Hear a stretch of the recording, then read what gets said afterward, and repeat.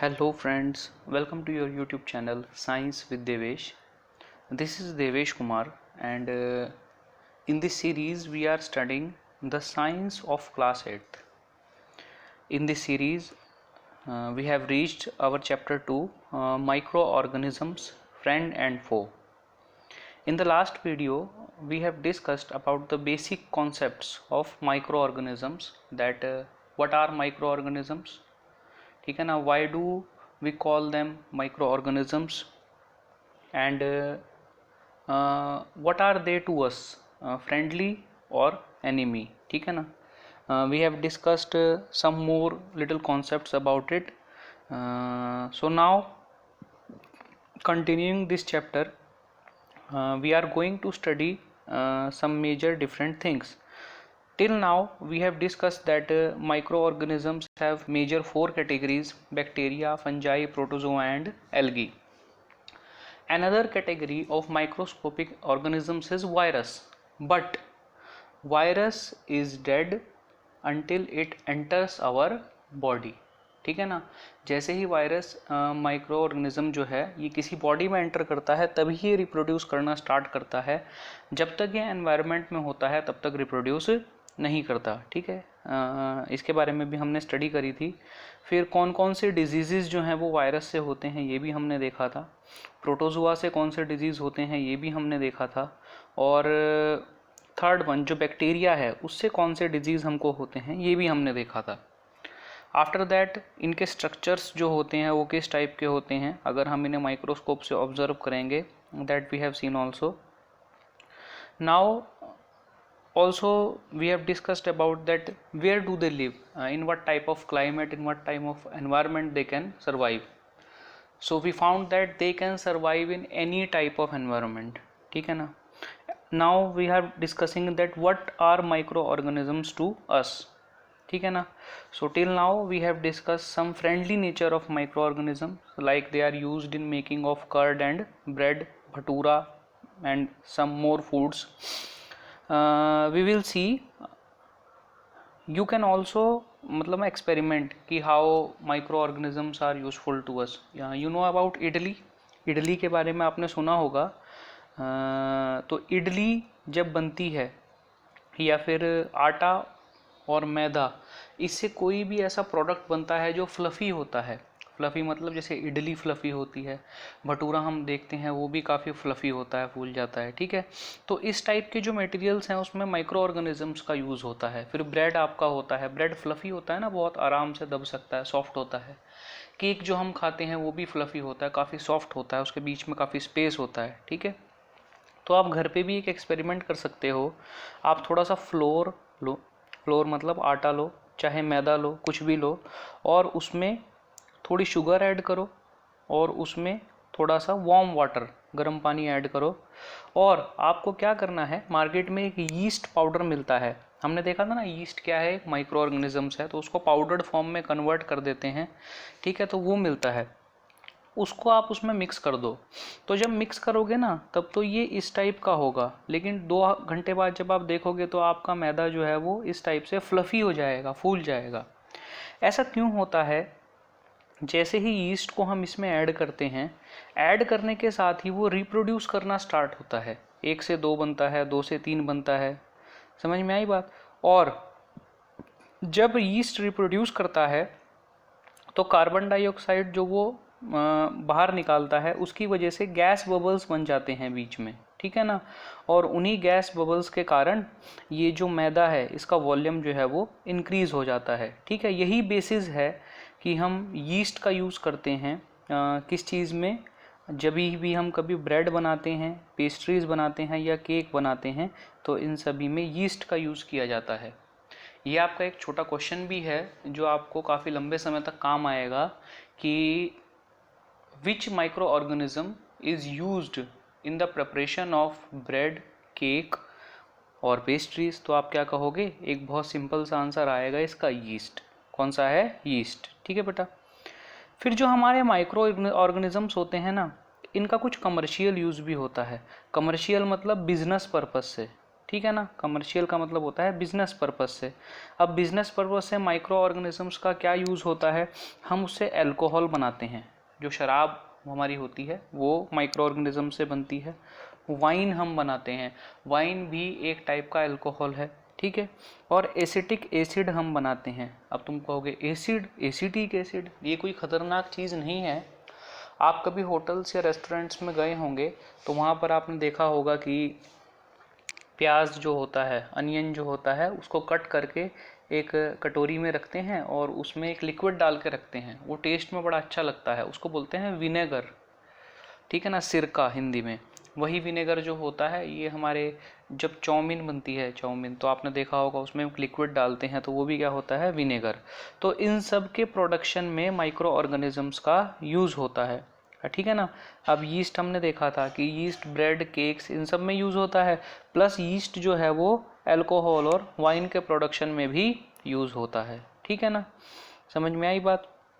ठीक है। इसकी भी एक एक्टिविटी है, अगर आप करना चाहें तो आप देख सकते हैं। आप क्या कीजिए, एक बीकर लीजिए आधा लीटर का 500 ml का, और उसको 3/4 भर दीजिए, ठीक है ना। 3/4 भरने के बाद उसमें आप 2 से 3 चम्मच शुगर के डालिए और मिक्स कर दीजिए, ठीक है। फिर उसके बाद आप क्या करिए, उसके अंदर वही जो हम यीस्ट पाउडर लाए थे ना, वो थोड़ा सा यीस्ट पाउडर डाल दीजिए। तो 4 से 5 घंटे बाद जब आप उसको स्मेल करेंगे तो वो स्मेल वही होती है जैसी अल्कोहल में से आती है। समझ में आई बात?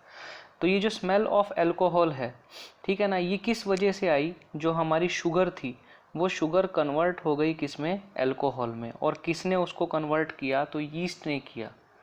समझ में आई बात? तो शुगर किस में कन्वर्ट हो गई, अल्कोहल में। किसने कन्वर्ट किया, यीस्ट ने। कैसे पता चला, उसमें एक स्मेल जनरेट हो गई। तो ये जो प्रोसेस होती है, किस चीज़ की प्रोसेस बेटा, ये कन्वर्जन की जो प्रोसेस होती है, किसके कन्वर्जन की, शुगर के कन्वर्जन की।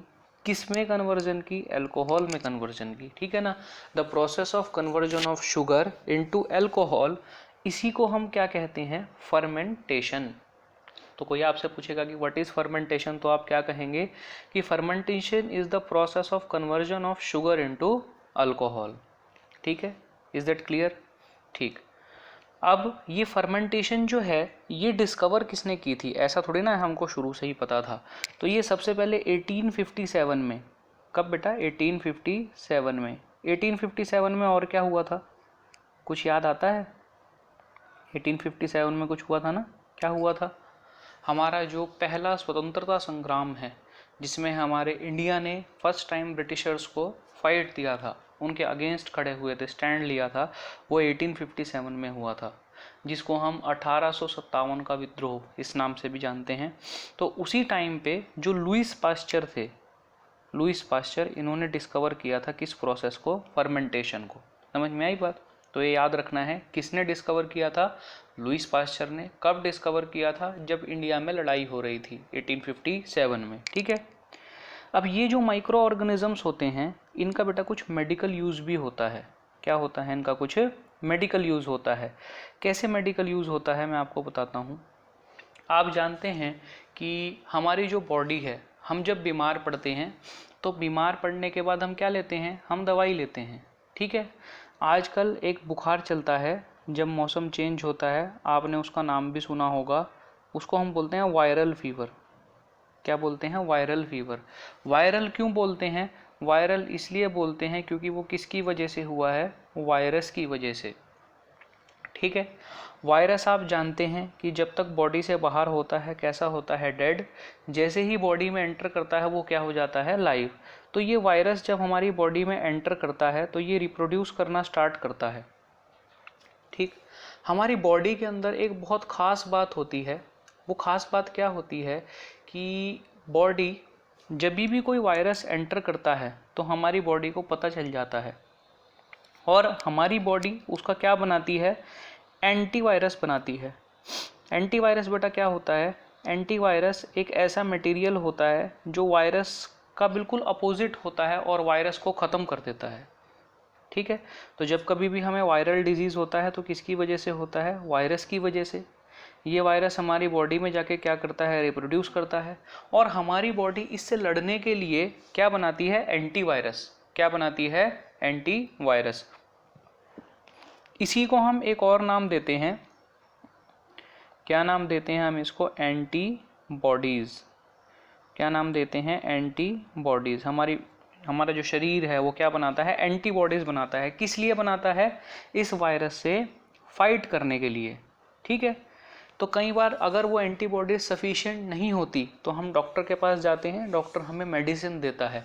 उस मेडिसिन में एक मेडिसिन होती है एंटीबायोटिक। क्या होती है बेटा, एंटीबायोटिक, ठीक है। एंटीबायोटिक कौन सी मेडिसिन होती हैं, एंटीबायोटिक वो मेडिसिन होती हैं जो माइक्रो ऑर्गेनिजम्स को ख़त्म कर देती हैं और उनकी ग्रोथ होने से रोक देती हैं। क्या करती हैं, माइक्रो ऑर्गेनिजम्स को मार देती हैं और प्लस उनकी ग्रोथ होने से उनको रोकती हैं। क्लियर। तो ऐसी जो मेडिसिन होती हैं उनको हम क्या कहते हैं, एंटीबायोटिक्स। समझ में आई बात, ठीक है। आप जब छोटे थे तो आपको कुछ इंजेक्शंस लगे थे। किस किस चीज़ के इंजेक्शंस लगते हैं बेटा हमारे यहाँ, एक तो हमें हेपेटाइटिस बी और सी, जो पीलिया बीमारी होती है, जॉन्डिस बीमारी होती है, इसके लिए हमें इंजेक्शन लगता है। फिर बचपन में 5 साल की उम्र तक हमें पोलियो ड्रॉप्स पिलाई जाती हैं। तो ये जो पोलियो ड्रॉप्स है ये क्या है, ये भी एंटीबॉडीज़ हैं। किसकी एंटीबॉडीज़ हैं, जो पोलियो वायरस है उससे लड़ने के लिए एंटीबॉडीज़ हैं, जिसे डेड फॉर्म में हमारी बॉडी में डाल दिया जाता है। और जब कभी अगर फ्यूचर में वो वायरस हमें अटैक करता है तो ये एंटीबॉडीज़ क्या करती हैं, उससे फाइट करती हैं। क्लियर। तो कुछ एंटीबायोटिक्स जो हैं वो कौन कौन सी हैं जो आजकल चल रही हैं, ठीक है ना, जो हमें बैक्टीरिया और फंजाई इनसे लड़ने की ताकत देती हैं, वो होती हैं, एक तो होती है हमारी, कौन सी होती है बेटा, स्ट्रेप्टोमाइसिन। कौन सी होती है, स्ट्रेप्टोमाइसिन, ठीक है। एक होती है टेट्रासिलिन और एक होती है एरिथ्रोमाइसिन। ये कुछ ऐसी वैक्सीन्स हैं, कुछ ऐसी एंटीबायोटिक्स हैं जो आजकल चल रही हैं, ठीक है। इसी तरह से एक और एंटीबायोटिक है पेनिसिलिन। कौन सी है बेटा, पेनिसिलिन। तो ये जो पेनिसिलिन है इसकी खोज जो हुई थी वो आपको मुझे बताना है कि किसने करी थी, ठीक है। बताओगे पक्का। अगर आप नहीं बताओगे तो आप अपनी बुक में देख सकते हैं भाई 1929 के अंदर अलेक्जेंडर फ्लेमिंग, ये एक व्यक्ति हैं जो किसके ऊपर काम कर रहे थे, ये बैक्टीरिया के ऊपर काम कर रहे थे, ठीक है। सडनली इन्होंने क्या ऑब्जर्व किया, इन्होंने क्या किया था, अलग अलग प्लेट्स के अंदर कुछ ग्रीन मोल्ड्स रखे थे, बैक्टीरियाज रखे थे, ठीक है ना। तो उनमें से एक में क्या आने लगे, ग्रीन मोल्ड्स आने लगे, हरा हरा कुछ दिखाई देने लगा, ठीक है। तो ये मोल्ड्स जो थे ये उनको दिखा रहे थे कि वहाँ पर क्या हो रही है, बैक्टीरिया की ग्रोथ हो रही है। उन्हें ऐसा लगा, मतलब जो ग्रीन मोल्ड्स आए वहाँ पर उन्हें ऐसा लगा भाई ये तो बैक्टीरिया की ग्रोथ हो रही है। लेकिन उन्होंने जब माइक्रोस्कोप से उसको देखा तो उन्हें ऐसा पता चला कि वहाँ पर बैक्टीरिया की ग्रोथ नहीं हो रही, बल्कि बैक्टीरिया की ग्रोथ रुक गई है और इनफैक्ट उनमें से बहुत सारे बैक्टीरिया मर गए हैं। तो यही जो मोल्ड बने थे ग्रीन, यही क्या थे मेरे, पेनिसिलिन थे, जो आज हम मेडिसिन में यूज़ करते हैं, एंटीबायोटिक्स में यूज़ करते हैं। समझ में आई बात, क्लियर हुई, कोई परेशानी इसमें नहीं। तो ये जो एंटीबायोटिक्स हैं ये किस लिए यूज़ की जाती हैं, जो माइक्रो ऑर्गेनिजम्स हमारे अंदर डिजीज़ क्रिएट करते हैं उन डिजीज़ को ख़त्म करने के लिए इनको यूज़ किया जाता है, ठीक है। क्लियर, समझ में आ गई बात, ठीक है। अच्छा, अब ये एंटीबायोटिक्स अगर हमें ऐसा लगे कि हमें कोई बीमारी हुई है तो चलो हम डॉक्टर के पास गए और डॉक्टर के पास जाने के बाद हमने डॉक्टर को एक बार तो ले ली, लेकिन अगली बार जब हमें कोई और वायरल डिजीज़ हुआ तो हमने वही मेडिसिन दोबारा ले ली, बची हुई है, डॉक्टर के पास क्या जाना है, फीस बच जाएगी। लेकिन इट इज़ नॉट गुड, ऐसा नहीं है। हर एक बीमारी के लिए अलग एंटीबॉडीज़ हैं। तो जब तक आप डॉक्टर के पास नहीं जाएंगे, डॉक्टर आपको नहीं बताएंगे कि किस वायरस ने आपके बॉडी में एंटर किया है, तब तक आप नहीं जान पाएंगे कि आपको कौन सी एंटीबायोटिक लेनी है। क्लियर, समझ में आई बात। तो अननेसेसरीली हमें एंटीबायोटिक्स नहीं लेनी है। क्लियर। उसके बाद ये जो वर्ड है, ये वर्ड आजकल बहुत फेमस है, वैक्सीन। वैक्सीन तो वैसे बहुत अच्छा वर्ड है, दवाई है, ठीक है ना, लेकिन आज कोरोना की वजह से ये वर्ड बहुत फेमस हो गया है, वैक्सीन, वैक्सीनेशन, वैक्सीनेशन, ठीक है ना। वैक्सीनेशन क्या होती है, वैक्सीनेशन में हमारी बॉडी के अंदर मैंने जैसे आपको बताया कि क्या डाल दी जाती हैं, एंटीबॉडीज डाल दी जाती हैं जो किससे फाइट करती हैं, इन्वेडर से। जो भी माइक्रोब हमारी बॉडी में एंटर करता है उससे फाइट करती हैं। समझ में आई बात? क्लियर हुई ये बात? ठीक है। अगर हमारी बॉडी में जो इन्वेडर्स, जो दुश्मन, जो वायरस एंटर हुआ वो वीक हैं, क्या है वो वीक हैं, तो हमारी बॉडी खुद उसकी एंटीबॉडीज बनाती हैं और उससे फाइट करती हैं। लेकिन अगर वो वीक नहीं है, वो स्ट्रांग है, तो फिर हमने जो बचपन में इंजेक्शन लगवाया होगा वो जो एंटीबॉडीज़ हमारे बॉडी में है वो एक्टिव हो जाती हैं और वो उनसे फाइट करके हमको क्या करती हैं, प्रोटेक्ट करती हैं। ठीक है ना। इसीलिए ये जो प्रोसेस है, ये जो वैक्सीनेशन का प्रोसेस है बचपन में आपके साथ होता है, ये होना बहुत ज़रूरी है। इसी की वजह से हमको डिफरेंट टाइप्स के वैक्सीन सब जन्म होने के साथ ही लग जाते हैं। जैसे किस किस चीज़ के, कोलेरा, ट्यूबरकुलोसिस, टीबी। पहले बहुत बहुत भयंकर बीमारी थी ये टीबी की, लेकिन अब इसकी वैक्सीन आ गई है। स्मॉल पॉक्स, ठीक है ना, चिकन पॉक्स, हेपेटाइटिस जो हमारा जॉन्डिस होता है, पीलिया होता है। ठीक है। तो हमारे एक साइंटिस्ट थे जिनका नाम था एडवर्ड जेनर। क्या नाम था बेटा? Edward Jenner. इन्होंने 1798 के अंदर किसकी वैक्सीन बनाई थी? स्मॉल पॉक्स की। ठीक है ना। क्लियर हुई बात? तो आपके चाइल्डहुड में आपको ये सारे इंजेक्शंस जो हैं वो लगे होंगे जो आपकी हेल्प करते हैं। किस में हेल्प करते हैं? आपकी प्रिपरेशन में, कि आपकी बॉडी के ऊपर अगर कोई भी इस टाइप का वायरस अटैक करे, इस टाइप का बैक्टीरिया, फंजाई अटैक करे, तो आपकी बॉडी के अंदर उनसे लड़ने के लिए जो एंटीबॉडीज़ हैं वो पहले से ही प्रेजेंट हो। ठीक है ना। जो पल्स पोलियो प्रोग्राम होता है, जो आपको पोलियो ड्रॉप्स लगाई जाती हैं, वो पोलियो जो ड्रॉप्स हैं वो भी क्या हैं? वो भी यही वैक्सीन्स हैं जो आपके बॉडी के अंदर डेड फॉर्म में डाल दी जाती हैं। जब कभी भी कोई पोलियो का वायरस आपको अटैक करता है, एट दैट टाइम वो जो वैक्सीन है वो आपकी बॉडी के अंदर एंटीबॉडीज़ तैयार करती हैं और वो एंटीबॉडीज़ आपको प्रोटेक्ट करती हैं। क्लियर? Is that clear? तो आज हमने क्या देखा? आज हमने वैक्सीन्स के बारे में देखा। ठीक है ना। वैक्सीन्स के बारे में हमने क्या देखा? वैक्सीन्स के बारे में हमने ये देखा कि कैसे ये जो माइक्रो ऑर्गेनिजम्स हैं, ठीक है वो हमें बीमार भी करते हैं, लेकिन वही माइक्रो ऑर्गेनिज्म, उनकी जो एंटीबॉडीज़ हैं वो हमारी बॉडी को इनसे लड़ने के लिए प्रोटेक्ट भी करती हैं। क्लियर? तो ये हमारी सीरीज़ का, हमारे सेकेंड चैप्टर का सेकेंड वीडियो था। धीरे धीरे हम चलेंगे डिफरेंट पार्ट्स में, ताकि अब क्या होता है भी, अगर 1 घंटे की वीडियो बना के मैं आपको पूरा चैप्टर करवा दूं, तो उस 1 घंटे की वीडियो को भी आप थोड़ा थोड़ा करके देखोगे, कंटिन्यूसली नहीं देख सकते। इसीलिए हम उसको छोटे छोटे पार्ट्स में करते हैं, so that we can understand it more frequently and more easily. Clear? तो इसी तरह की कुछ वीडियोस और आपका चैप्टर कंप्लीट। क्लियर? हाँ जी। तो अगर आपको वीडियो अच्छी लगती है, if you like the video, please hit the like button, don't be shy. Comment in the comment section whatever you like about the video और whatever you want to improve in the video. जैसे पिछला कुछ suggestions आए थे मेरे पास, बहुत अच्छे suggestion थे। बच्चों ने मुझे बताया कि सर वॉइस क्लियर नहीं है, तो इसके लिए I am using a mic now so that my voice will clear and the video will give maximum benefit to you. तो इस टाइप के सजेशंस जब आपके आते हैं तो बहुत अच्छा लगता है। So please hit the like button, comment in the comment section whatever you like about the video or whatever your suggestions are, and share it with your friends. Thank you very much.